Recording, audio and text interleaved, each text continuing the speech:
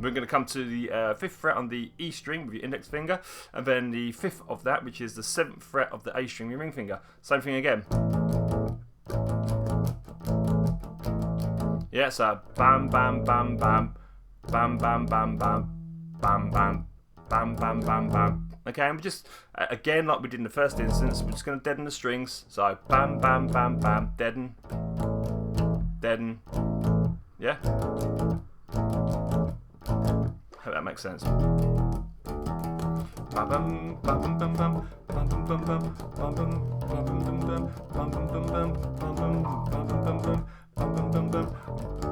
Okay, and then here I'm just going.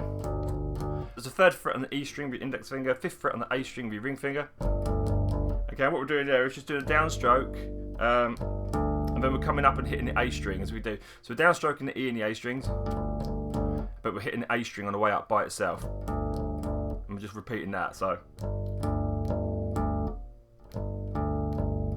all together.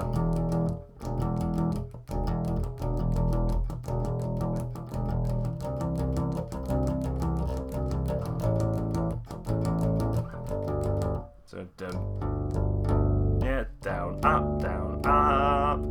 I think I've got that down. That's a difficult one to teach, of course, because it's quite complex.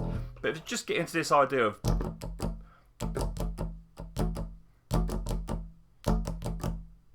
then apply the notes. And if you're a beginner, just hit that at the 7th fret on the A string with your index finger and just roll out the E. Anybody can do it. Then once you get a little bit more confident, start moving the notes around to random places. Yeah. Anyway, I hope it helped in some way, my friends, and I shall see you in tomorrow's lesson.